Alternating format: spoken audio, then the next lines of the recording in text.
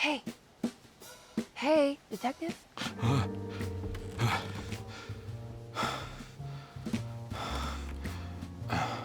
What are you doing? Oh, I found something. Great. Was it alcohol? God, no, I just got the wind knocked out of me. I think I know how to break the contract with the Dark Man. What exactly does that mean? Everything going back to normal. All right. I found some more information on Dorsetto and the patients. There are some seriously strange things going on here. I'm pretty sure 2 of the patients are dead and maybe even the clerk. Oh, yeah.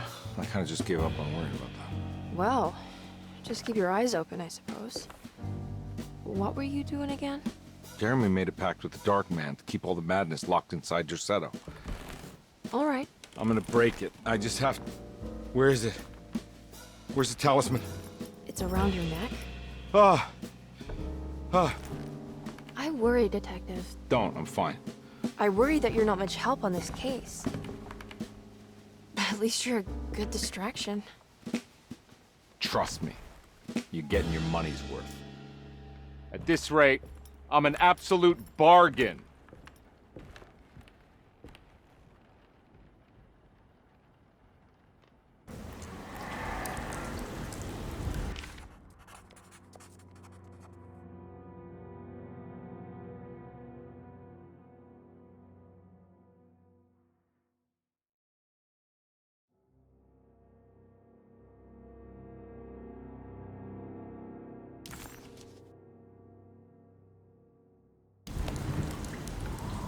Ah, gotta find more bullets.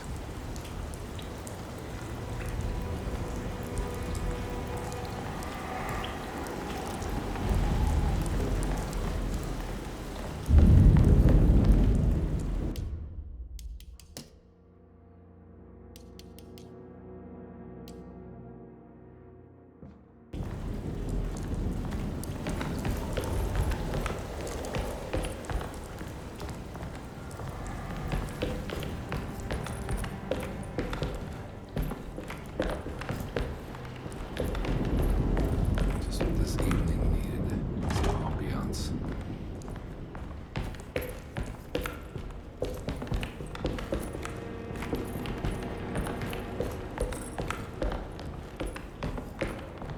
I need the key.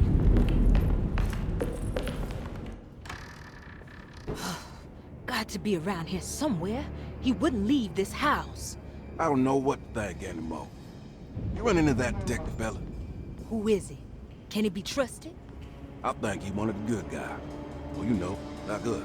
Will he be all right with her coming? Praise the mother. He don't need to know about all that. Just help Jeremy. Just calm down. Ain't time yet. God, it hurts. As far as I can tell, Detective Comby seems to be solving problems, not causing them. Just be ready in case he starts anything.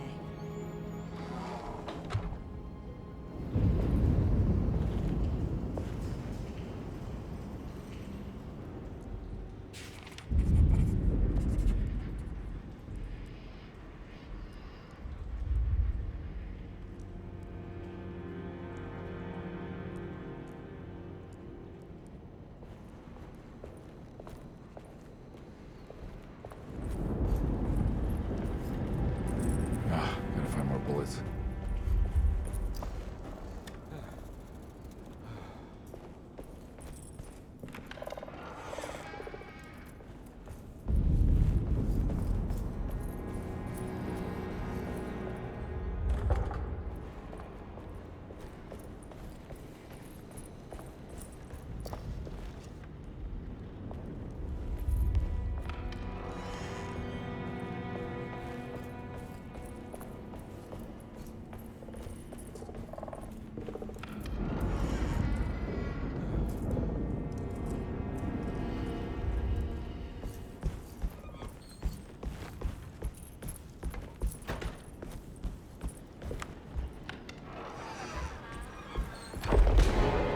Christ, what the hell was that?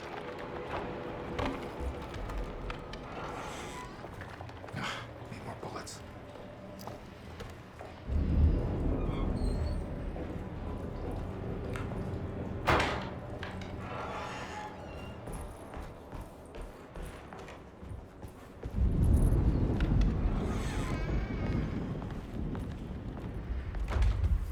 It's blocked.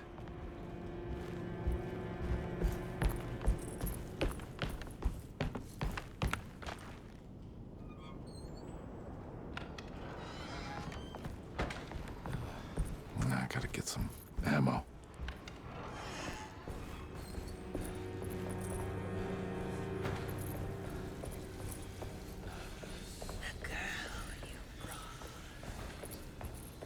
What is that?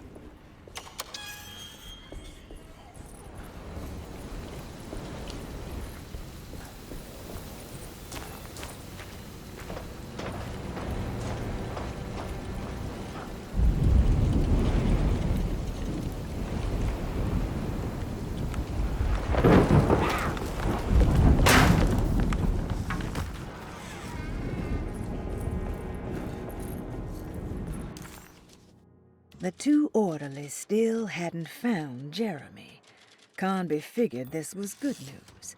Emily had reminded him about some strange deaths at Deseto, and Conby wasn't sure who he could trust.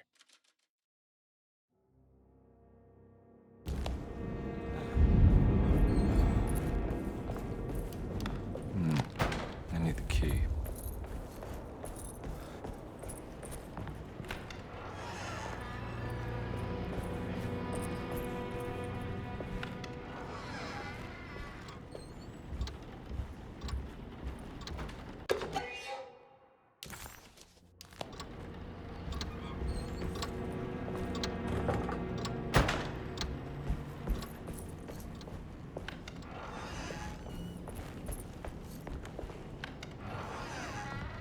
There must be a spare key to Dr. Gray's office. I need the key.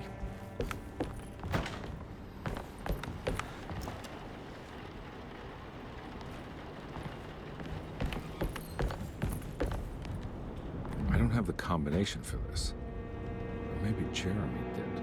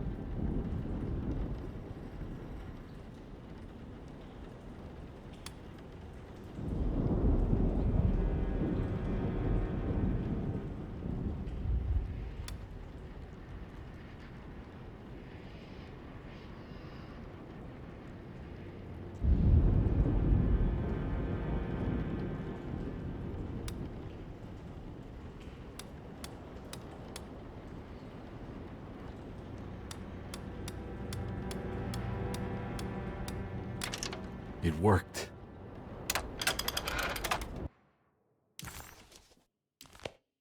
The last guest in the empty room suffered from severe maladaptation. I must write this down, because if I understand the condition sufficiently, it could make me deny this fact at a later date. And there is reason for me to think I may come to suffer the consequences from this dysfunction, as some who came in contact with the guest seemed to adopt a new worldview in which everything was predetermined but broken. Upon accepting this worldview, some memories became unmanageable and later rejected. I do not know what this means. I cannot even remember the fate of the guest. I think they were simply misplaced one day and forgotten. Just like all documents pertaining to this guest, they have all been destroyed, or they never existed in the first place. Who wrote this? There has never been a guest in the empty room.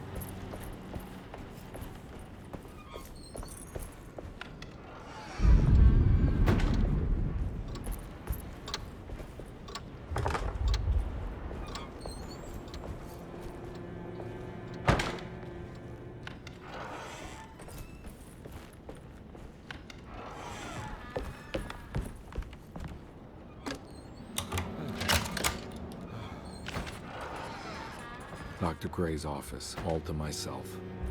Let's see if we can figure... Dearest Dr. Manzetti, I find myself in a losing battle with my patient. As I've disclosed in my previous letter, his delusions have him completely captured. It's bad enough that he is torturing himself with paranoia, but his madness turns out to be quite persuasive to others, effectively laying the ground for mass delusion. I am writing to you in hope that you can give me some guidance. Beyond my ambition to avoid devastating surgery on my patient, I have grown worried about my own defenses. The words of my patient are deranged, yet they often resonate with something primitive within me. I have tried photographing his brain with X-rays. It was surprisingly difficult to get good results. Dark blotches on the plates kept obscuring all details. My patient looked at the bad plates and cried out in terror, telling me the dark areas was the shadow of the worm, eating him from inside. I could not see anything out of the ordinary. I hope this is a sign that my mind is not as receptive to the madness as I had feared. After further inquiry, my patient described the shadows inside his mind as some kind of chthonic monstrosity that wants to undermine his sanctuary. This is clearly a reference to a place he calls Teroea, a sort of library or convent that works as a psychological haven. With this imaginary haven threatened by this Chthonian, he has now constructed another, less pleasant hiding spot. Lately, he has been bringing up a metaphor of a steamboat that has run aground, that he feels like he needs to start the engines and reverse, but he is afraid that the hole in the hull would cause the whole ship to sink. I've been watching him turn this metaphor into reality for the last week. He knows it's made up, but he is doubling down, trying to make it a real memory. I feel certain that this is my chance to break through the barriers of his self-deceit.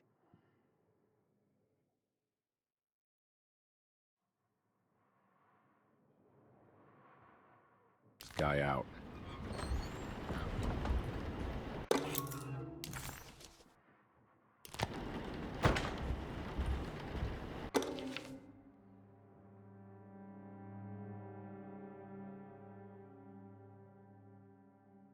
This is where McCarthy has hidden my favorite young. It's very important.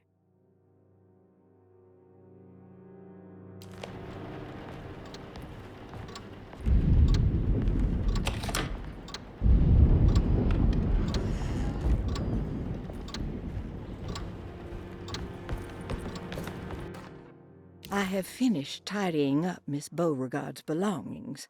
I will leave it to you to contact her agent and have them collect her things. I found one of Grace's drawings she might want back, along with this key in her room, which I believe you've been looking for, Mrs. Thompson.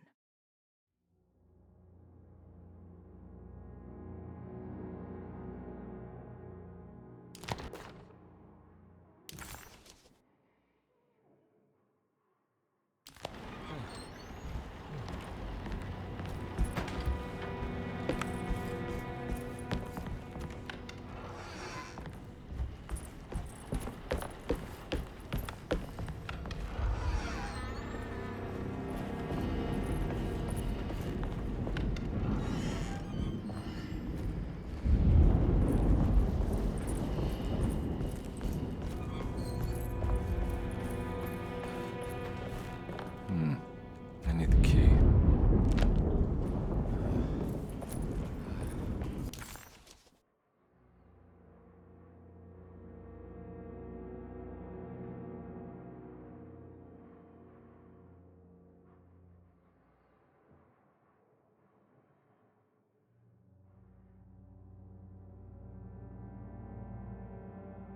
Dr. Gray was somehow mixed up in this business with the Dark Man, Detective Conby decided.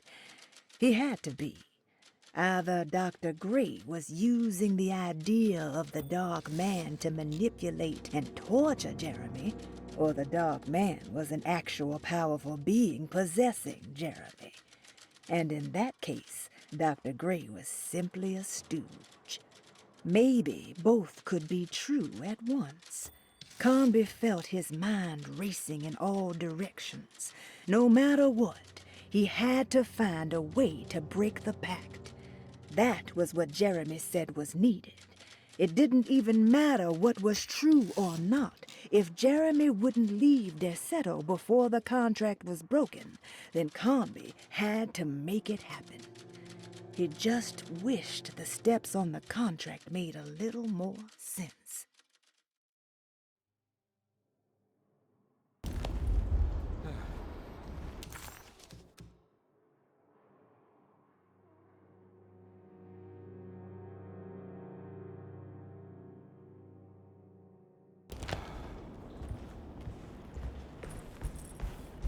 Gotta find more bullets. I need the key.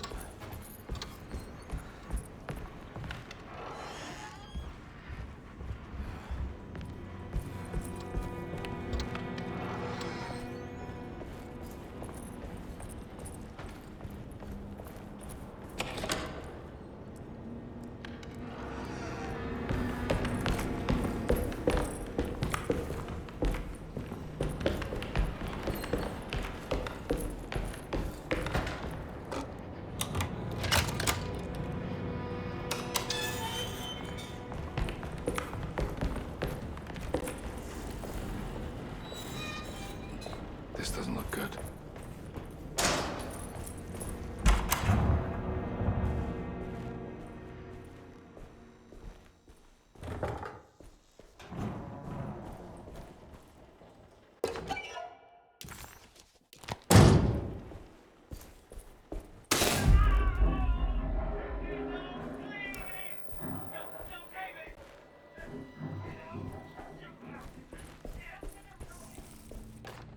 Radiography. Patient Jeremy Hartwood. Date June 14, 1930. Plates. Jeremy's skull proved difficult to capture properly. Partial radiographs worked best. A complete picture of the brain can be assembled by piecing 3 plates together. Observations.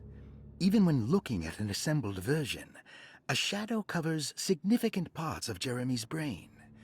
Possible tumor, but more likely that the equipment is failing.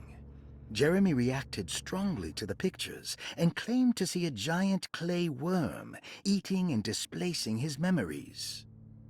Notes. While this exercise has left me nowhere closer to an answer, I feel confident that a Burkhardt lobotomy should sever all necessary parts.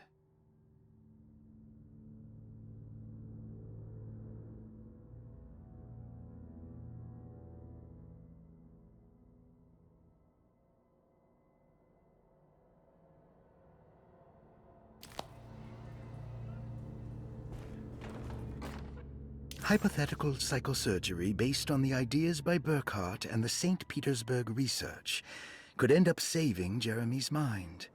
Severing the connections around the frontal lobe would certainly solve most mental afflictions. The procedure would be brutal in performance, as well as in efficiency. An ice pick pushed through the edge of the eye and into the skull would untether the nerves like Alexander cutting the Gordian knot. As this would likely leave Jeremy in a very different condition, all other paths should first be explored. The medical instrument I would need for this lobotomy is missing, and I should have Waits order a new one.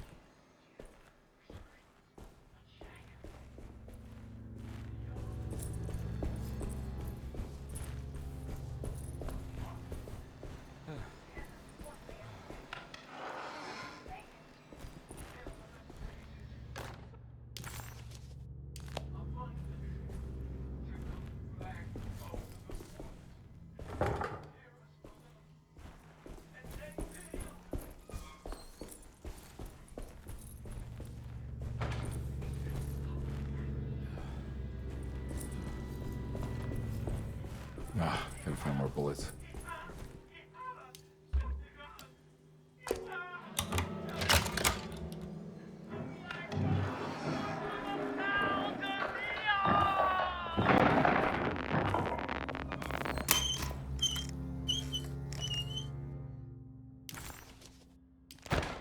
Don't mind if I do.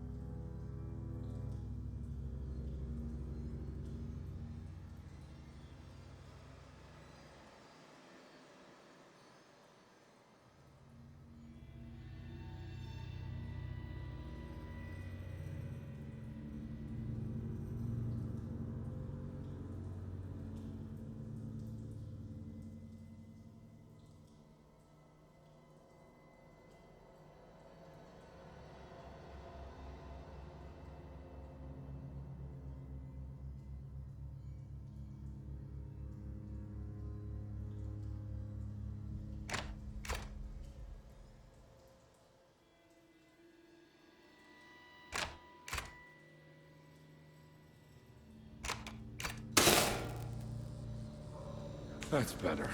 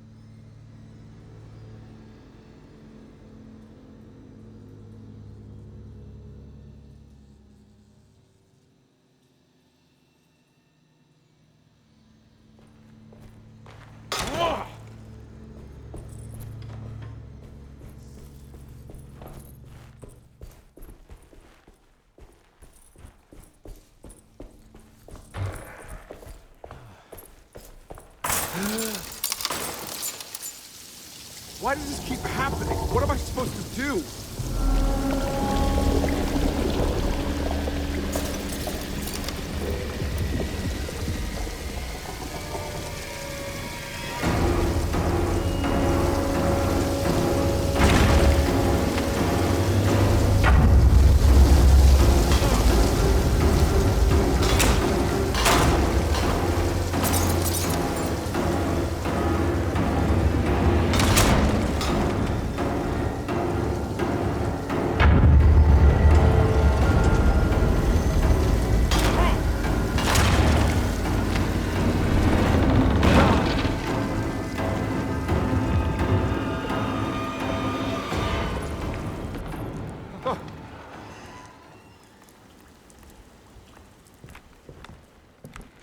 And we're back here.